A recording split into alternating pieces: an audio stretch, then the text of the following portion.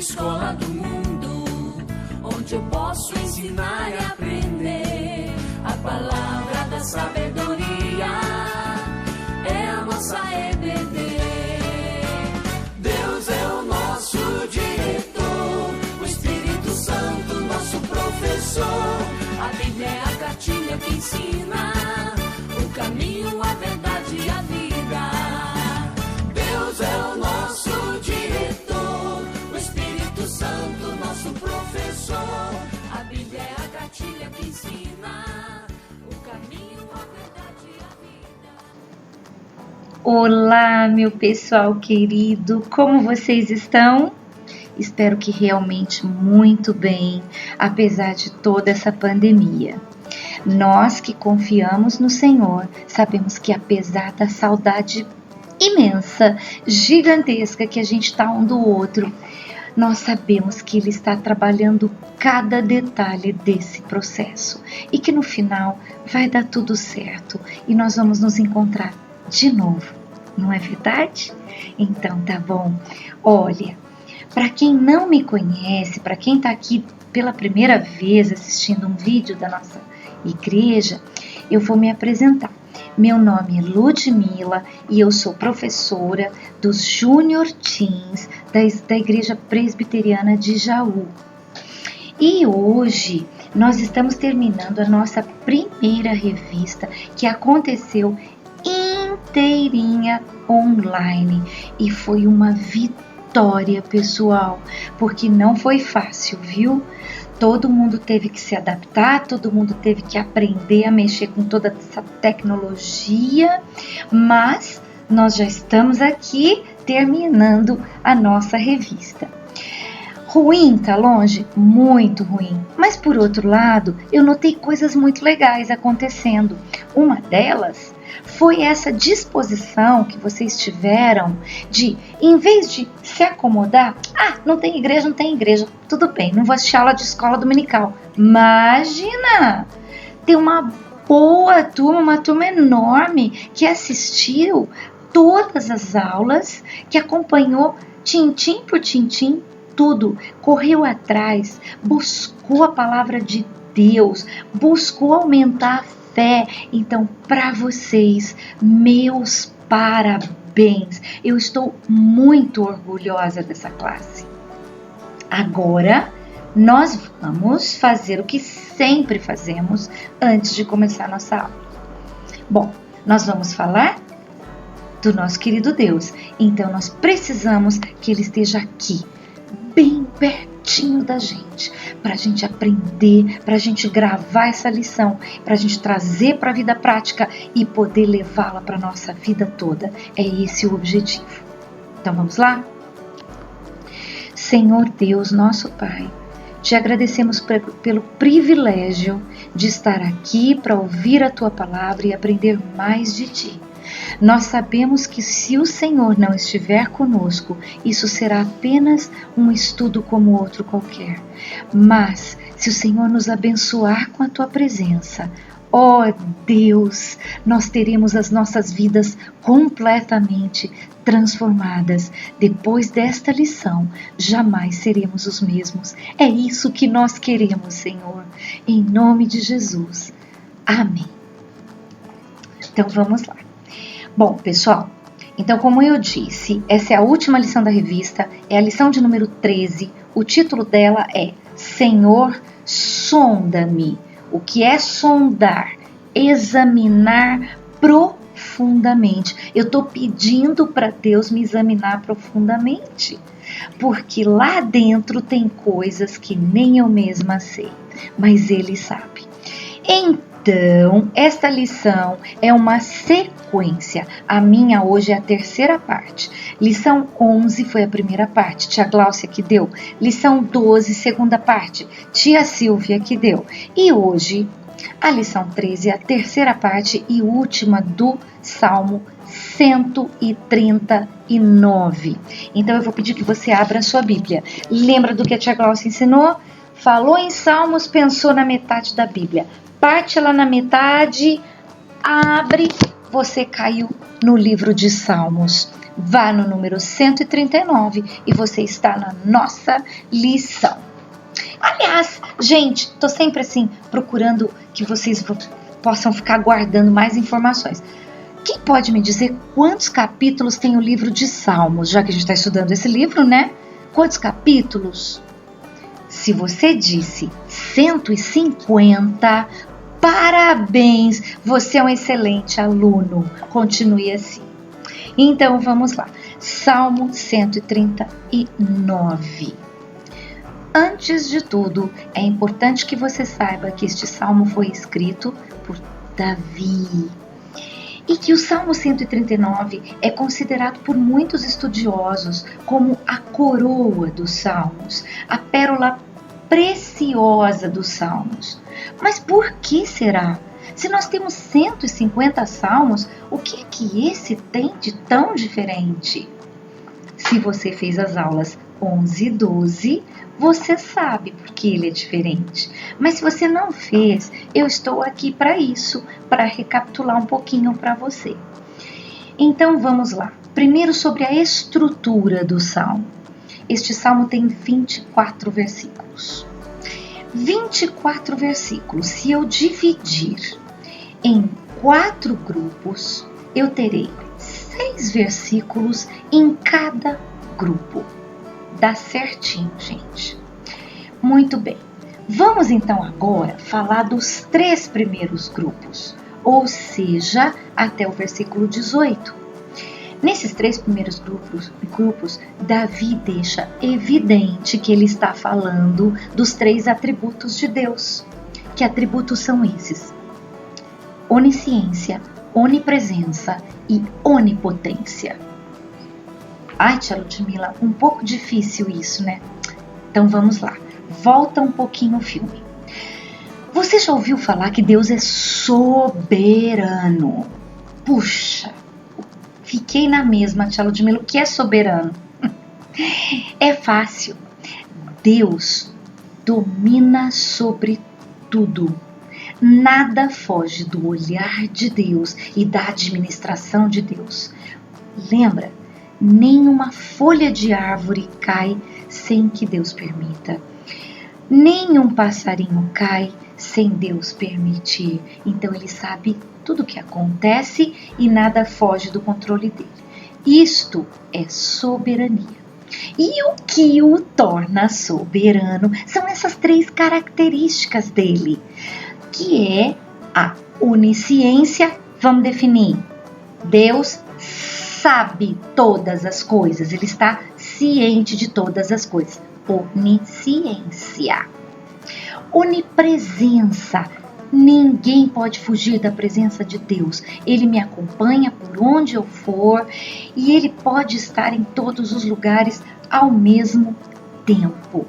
E a onipotência, Deus tem poder para fazer todas as coisas acontecerem com riqueza de detalhes. E põe riqueza nisso, gente. Pensa nas células, pensa no material genético, no DNA, naqueles 2 milhões de fiozinhos dentro do olho humano. Pensa nisso. Então Deus tem poder para fazer tudo com riqueza de detalhes e com planejamento perfeito. Isto é onipotência. Muito bem. Voltando agora para os nossos 4 grupinhos de 6 versículos, vamos lembrar o que foi falado nos versículos de 1 a 6. Eu sei que você está com sua Bíblia aberta, porque eu pedi para você deixar. Então vamos lá. Nos primeiros 6 versículos, gente, eu não vou ler às vezes, mas eu quero que você cheque na sua Bíblia, por favor. Então, nos primeiros 6 versículos, Davi diz assim, ó: Tu me sondas, me conheces, sabe quando me assento, quando me levanto, de longe conheces o meu pensamento. Antes que a palavra saia da minha boca, o Senhor já a conhece toda. Lógico, Ele sabe do pensamento, Ele sabe tudo que você está pensando em falar. Tu me cercas por todos os lados e até em cima de mim colocas a tua mão. Então, pessoal, o que Davi disse aqui? Estamos cercados por Deus. Por Deus? Por um Deus sufocante? Não, estamos cercados. Obrigado, Senhor, pelo amor de Deus, por um Deus que se interessa em te proteger, por um Deus que te acolhe nos braços, Ele te cerca por todos os lados. Quantas vezes vocês já viram na Bíblia que nós não podemos seguir pelo nosso coração? E Deus nos fez, Ele sabe disso. Ele fala, deixa eu cercar esse menininho aqui, essa menininha, porque senão ele vai se meter em encrenca.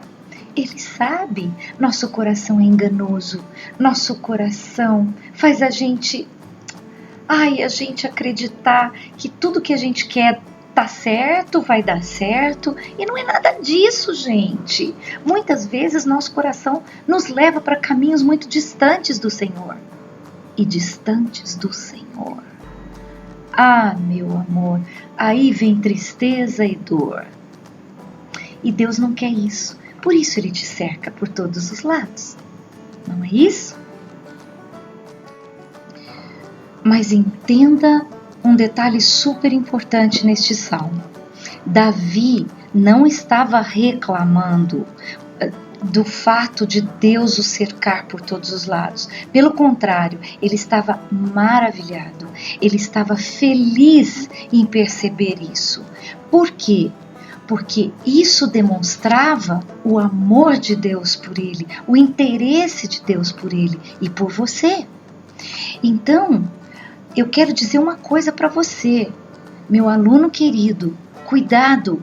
Estudar sobre Deus é muito importante, mas você não pode ficar apenas no campo intelectual, no campo, eu tenho uma porção de informações sobre Deus. Grande coisa, os ateus, se eles quiserem, eles também têm, os filósofos também têm. Qual é a diferença de você e desse povo todo aí? Muito grande. A sua diferença é que você é filho dele. A sua diferença é que você é amado por ele. E porque você é amado por ele, você deve amá-lo. Você deve retribuir esse amor. Como eu amo esse Deus e como eu gosto que ele me cerque por todos os lados. Eu não quero sair de perto dele. É assim que Davi está escrevendo o Salmo. É assim que você tem que entender tudo isso. Muito bem? E aí passa para frente. Do 7 ao 12 é aquele trecho que ele fica... Ele pensa assim, eu nunca vou conseguir fugir da presença de Deus. Então ele fala assim, para onde me ausentarei do teu espírito? Para onde eu fugirei da tua face? Se eu subo nos céus, tu lá estás. Se eu faço a minha cama no mais profundo abismo, tu lá estás também. E se eu tomo as asas da alvorada é amanhecer, gente. Ou eu me detenho nos confins dos mares, ainda lá a tua mão há de me guiar. A mão de Deus está lá para me trazer de volta para o colo dele. Então, esqueça de tentar fugir dele. Aliás, pessoal, preparando a lição de vocês, eu lembrei de uma coisa muito... Na minha cabeça, foi trágica, mas na minha cabeça ficou até engraçada. Teve um cara na Bíblia que ele quis fugir de Deus. E ele tinha muita informação sobre Deus. Mas ele tinha tanta informação sobre Deus que Deus, inclusive, pediu para ele fazer uma coisa. Pediu para ele fazer, ele deu uma missão para ele. E ele, com medo de cumprir essa missão, ele fugiu de Deus. Gente, nunca vi cara mais bobo que esse. Quem que é? Vocês sabem? Quem foi que Deus falou assim para ele? vai para Nínive e fala para o povo se arrepender. E ele falou assim, não vou para Nínive nada. Aquele povo ruim lá, eles vão me matar. Não vou não. Eu vou pegar um navio aqui, eu vou pro lado oposto. Quem que foi, gente? Jonas. Pessoal, eu estava preparando a lição de vocês e fiquei olhando isso. Para onde fugirei da tua face? Se eu for nos confins dos mares. Gente, Jonas tinha tanta informação sobre Deus, mas no fundo ele não conhecia Deus como Davi. Como é que esse homem vai se esconder de Deus no mar? Se foi Deus quem criou os mares, não é? E assistindo um vídeo do pastor Heber Campos Júnior, que a revista de vocês indicou para o professor ler, ele disse exatamente isso. Ele falou assim, como é que Jonas vai se esconder de Deus no mar, se foi Deus quem criou o mar?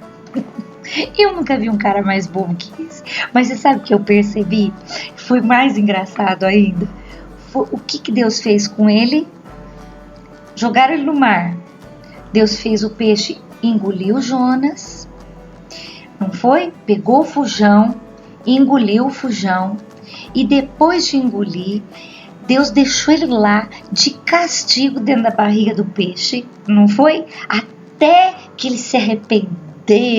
Orou e falou assim, ó, tá bom, o Senhor me tire daqui que eu já tô mega arrependido, o Senhor me tira daqui que eu prometo que agora eu vou pra Nínive. Aí eu fico imaginando Deus, sabe, gente, falando assim pra ele, ó, bom, agora sim, peixe, faz o favor pra mim, ó, vai lá, vomita ele lá na praia de Nínive. Ó peixe, bem que ele merecia ir nadando, viu? Mas eu vou fazer você dar uma caroninha pra ele, porque eu tô até com dó dessa burrice toda do Jonas. Ai, coitadinho, né? Não foi isso que aconteceu, gente? Foi. Então, não adianta querer fugir de Deus. Aprendeu? Então tá bom. Tá sofrendo? Tá com problema? Vá ao encontro de Deus, não é pra você fugir dele, vai ao encontro dele. Deus, pisei na bola, precisamos conversar, eu vou te falar exatamente o que eu fiz, eu sei que o senhor sabe tudo, mas eu vou confessar, o senhor vê que eu tô arrependido. É isso, tá? Não fuja de Deus, vá ao encontro dele. Muito bem? E então, Davi chega na terceira parte. Amo a terceira parte, porque gente, eu fico boba de ver como Davi se arrepia nessa terceira parte. Aqui nós temos a confirmação de algumas verdades. Eu não encontro palavra para falar para vocês, meus amores. Mas é muito importante que vocês vejam essa terceira parte como Davi estava vendo. Aqui ele está maravilhado pela maneira como Deus formou ele no ventre da mãe dele. E antes disso, ele fala no ventre, mas depois ele afirma que Deus o planejou muito antes do ventre da mãe dele. Então, vamos lá, vamos por partes. Olha que lindo. Pois tu formaste o meu interior. Tu me teceste no seio de minha mãe. Seio é colo, viu, gente? No ventre, tá? Graças te dou, visto que por modo assombrosamente maravilhoso me formaste. Ele não se satisfez com o maravilhoso.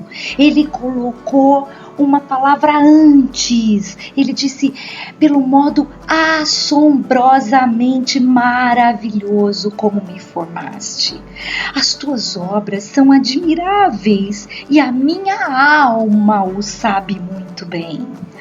Os meus ossos, eles não te foram encobertos lá no escuro. Eu estava lá no escuro, no ventre da minha mãe, e o Senhor estava lá, moldando os meus ossos de forma perfeita. Eu fui formado como se eu estivesse lá nas profundezas da terra, no escuro. Ele tinha acabado de dizer lá no 12 que as trevas e a luz para Deus é a mesma coisa. Que coisa linda.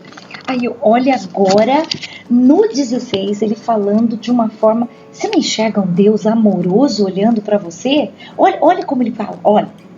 Os teus olhos me viram a substância ainda informe. Então, informe, sem forma. Então ele diz que os teus olhos olharam para mim quando eu não tinha nem forma. E ele não parece que fala que Deus olhou para você com amor? Não parece que ele disse assim, olha, meus amores, presta atenção. Não parece que Deus olhou e fez assim, oi, que bonitinho que ele é, não é? Eu acho que foi mais ou menos assim. E ali Deus fez todo aquele processo, né? E aí agora, gente, olha, no versículo 16 ainda. E no teu livro foram escritos todos os meus dias. Opa! Deus escreveu a minha história, cada dia dela, do dia que eu pisei aqui ou antes, né, na barriga da minha mãe, até o dia que eu for embora daqui. Deus sabe a hora que eu vou morrer? Sabe, e isso é maravilhoso. Eu estou dentro do plano dele, nada que aconteça comigo está fora do plano dele. Por isso, eu não tenho por que ter medo, eu não tenho por que me desesperar. Os meus dias já estavam escritos, quando nenhum deles havia ainda. Eu não tinha nem dia aqui, mas Deus já tinha escrito a minha história. Quão preciosos para mim, ó Deus, são os teus pensamentos. E como é grande a soma deles. Se os contassem, excedem os grãos de areia. Contaria, sem jamais chegar ao fim. Pessoal, vocês notam como Davi está maravilhado? Mas agora, pensa um pouco. Como Davi podia estar tão maravilhado se naquela época nem ultrassom tinha? Ninguém sabia como era um feto na barriga da mãe, não tinha ultrassom, não tinha nada da ciência moderna de agora, que nós temos tudo, não é verdade? Quem é que tinha que estar mais maravilhado? Davi ou nós? Nós, né? Coitadinho do Davi, ele nem imaginava que ia ter ultrassom. Hoje, nós vemos, a mãe vai fazer o exame lá quando o bebê está na barriga e a gente vê tudo. A gente vê o bebê se movimentando, a gente vê se tem 5 dedinhos, a gente vê se tá tudo em ordem. A gente chora, a gente fala, ai, que lindinho. Tá, mas ninguém pensa na obra grandiosa de Deus. Então, essa é a diferença entre nós e Davi. E por isso que nós precisaríamos ser mais como ele. Puxa, gente, acho que Deus fala, Davi que não viu nada, ficou tão maravilhado. Eles que estão vendo tudo, não dão nem um elogiozinho para mim. Ó Deus, o Senhor que fez isso? Ah, que bonitinho. Pelo menos isso, né, gente? Mas não. Agora, pensa em Davi, no que ele disse nesse salmo. A gente fica com vergonha, não é isso? E a gente fica com muita vergonha de não se maravilhar mais diante da grandeza de Deus, como Davi se maravilhava. Que pena, né, gente? Mas só para que você não perca o foco, então essa terceira parte, Davi estava se referindo, estava deixando evidente a onipotência de Deus, tá bom? E agora, pessoal, me deixa falar um pouquinho de uma coisa muito importante. Vocês sabem que Davi, ele foi chamado de um homem segundo o coração de Deus. Puxa, que grande honra, né, pessoal? Que grande honra. Mas por que ele foi chamado assim? Vocês já pararam para pensar? Será que é porque Davi nunca pecou? Não. Ele pecou. E gravemente. Mas só que tem uma coisa. Esse pecado quase o matou de tanta tristeza. Davi tinha um coração sincero. Ele errou sim. Não dá para justificar o pecado de Davi. Outro dia a gente conversa sobre isso. Mas eu quero que vocês entendam como ele lidava com o pecado. E por isso ele foi chamado de um homem segundo o coração de Deus. Como que ele lidava com o pecado? Primeiro, ele tinha consciência da natureza pecaminosa dele. O que é isso? Ele dizia para Deus: eu conheço as minhas transgressões, Senhor, e o meu pecado está sempre diante de mim. Outra coisa, ele não tinha problemas em confessar o pecado dele. Ele sofria tanto quando ele pecava, mas ele sofria tanto. Ele dizia assim, pequei contra ti somente. E eu fiz o que era mal perante os teus olhos, Senhor. Que lindo, gente. Ele sofria horrivelmente, ele demonstrava doloroso arrependimento. Ele não se conformava em permanecer no erro, ele não passava por cima. Ele não fazia assim, pisei na bola, abafa o caso, vou tentar melhorar daqui para frente, deixa para lá.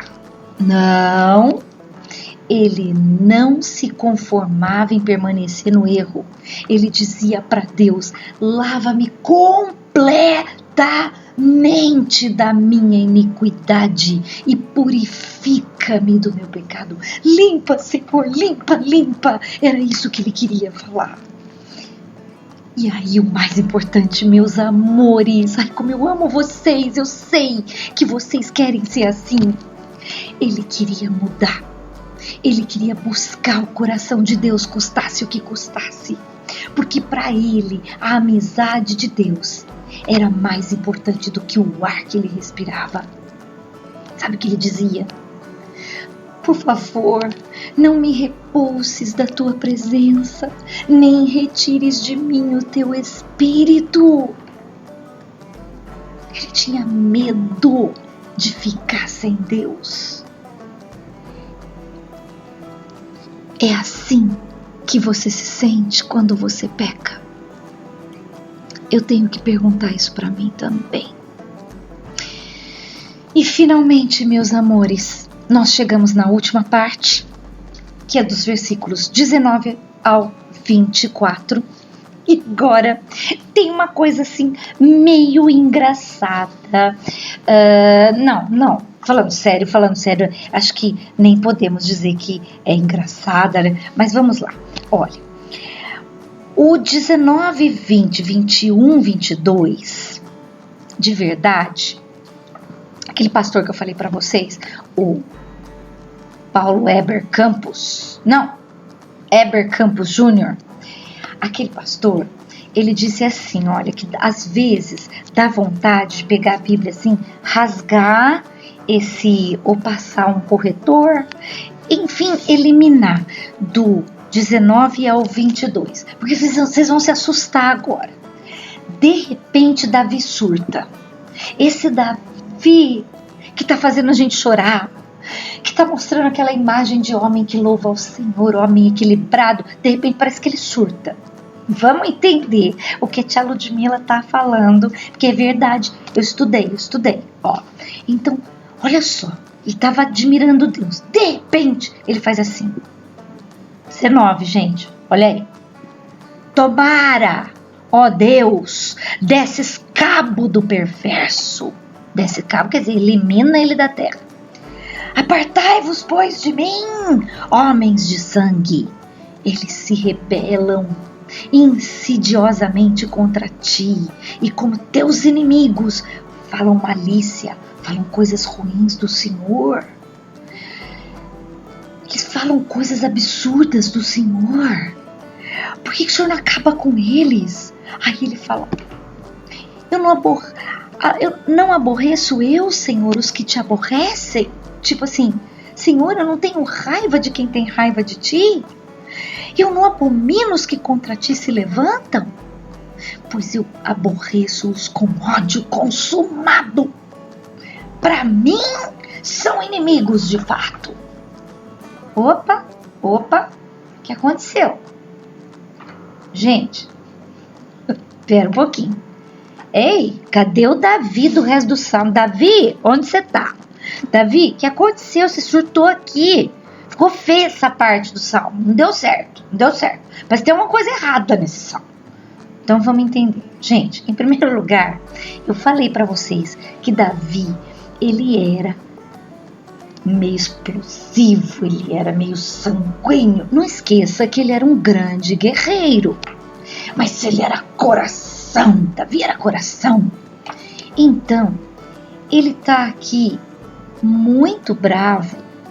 Eu entendi isso, tá? E eu procurei também outras literaturas para entender esse trecho tão estranho. Ele não estava maravilhado com todas as coisas de Deus, a onipotência, a onipresença, a onisciência. Ele está bravo porque esses homens de quem ele está falando não ficam maravilhados com o poder de Deus, com a beleza de Deus. Ele não se conforma. Ele fala: Deus, acaba com eles. Gente assim não faz falta. Como que eles não podem ficar maravilhados diante de tanto poder, de tanta beleza? Deus, como é que o Senhor deixa eles vivos? Né? Então, gente, tem um lado bonitinho dessa fúria de Davi. Mas Deus conhece o coração de Davi, não conhece? Conhece. Eu acho que Davi estava mesmo com raiva desses homens que não gostavam de Deus. Mas Davi queria acabar com eles. Então ele está tentando. Sabe quando você fala para alguém assim, aquela pessoa lá, você não gosta daquela pessoa. Aí você vai para outra e fala assim: mas tô com uma raiva daquela pessoa, aquela pessoa, ela não gosta de você. Mas no fundo, você tá querendo que esse aqui vá brigar com ela, porque você também não gosta daquela pessoa. Então, eu acho que Davi, no fundo, ele tinha outras razões, além dessa, no fundo do coração dele. Razões que Deus conhecia muito bem. De Deus você não esconde nada, nem os seus pensamentos, suas intenções mais profundas. Você pode achar que você está fazendo bonitinho, mas eu acho que de repente Davi olhou para cima e viu Deus assim para ele: Davi, menos, Davi, menos. Eu acho, gente, porque de repente vai para o 23 e 24, Davi cai em si e percebe que ele estava muito enfurecido e que Deus não estava gostando muito daquilo. Que Deus estava olhando para ele e falou assim: eu sei muito bem que aí no fundo desse coração tem mais coisas. Aí ele diz assim: sonda-me, ó Deus, examina o meu coração. Sonda, gente, aquele... Vocês já viram o que é sonda? É um...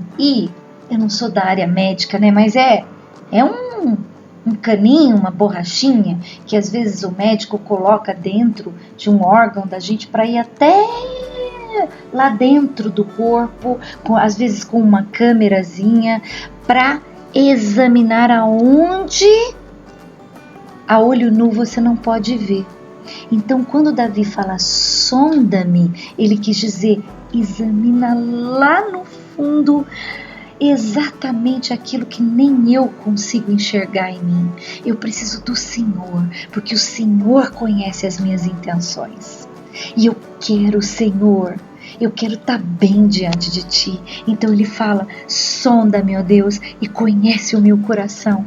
Prova-me e conhece os meus pensamentos. Vê, por favor, se há em mim algum caminho mau. E se tiver, Senhor, me traga de volta para o caminho que leva à eternidade. Que salmo lindo! Eu espero mesmo que você leia de novo esse salmo, que você fique maravilhado como Davi, quando você pensar em como você foi formado na barriga da sua mãe, como Deus planejou a sua história, dia por dia, e escreveu no livro dele. Essa é a parte mais linda. Você faz parte da história da eternidade. Você é lindo demais, você é importante demais para Deus. Ele não vai abrir mão de você. Não faça como Jonas. Não fuja de Deus. Faça como Davi. Vá ao encontro de Deus. Coloca diante dele seus erros, seus pecados, e se você achar que tem mais coisas dentro de você, você diz: sonda-me, ó Deus, porque eu quero permanecer no caminho da eternidade. Eu sou teu e quero ser sempre teu. Eu te amo, meu aluno querido. Eu quero muito, muito que um dia Deus me diga que eu fiz minha parte para trazer você para Ele. E agora eu quero orar com você. Podemos? Então vamos lá? Fecha teus olhos e põe teu coração inteiro no Senhor. Senhor, nós te agradecemos porque o Senhor é um Deus tão lindo que nos cerca de todos os lados. Nós te agradecemos, porque nós sabemos que o Senhor jamais desistirá de nós. E nós queremos te pedir agora, Senhor, ó Deus, fica sempre pertinho de nós.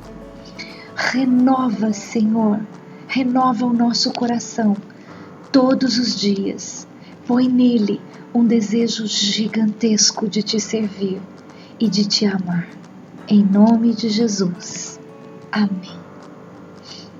Amém, meus amores. Fiquem com Deus. Beijos.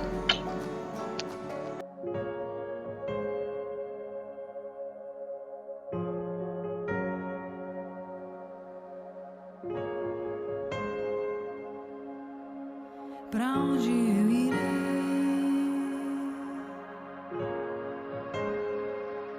Pra onde fugirei?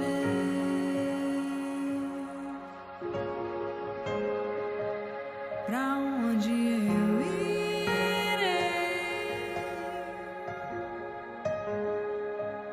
Pra onde fugirei?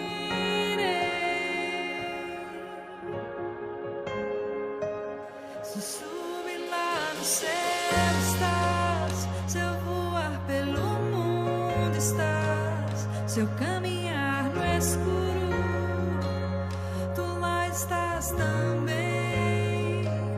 Se num jardim aberto estás, se num lugar secreto estás, no amanhecer nem entardecer, tu estás. Senhor, meu Deus, tu me esquadrinhas. Senhor, meu Deus, tu me conheces. Antes mesmo que eu fale, sondas os meus pensamentos, sabe tudo sobre mim. Ah, como eu te amo, Senhor. Senhor, meu Deus, tu me esquadrinhas.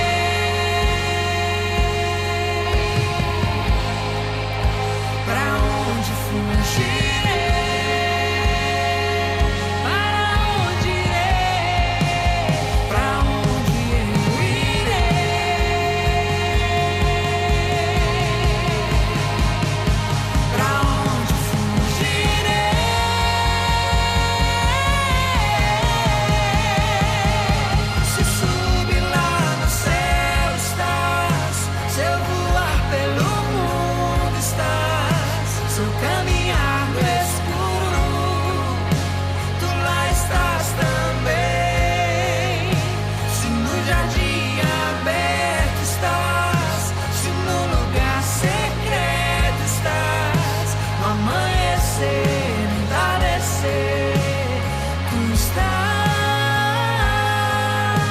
Se subir lá no céu estás, se eu voar pelo mundo estás, se eu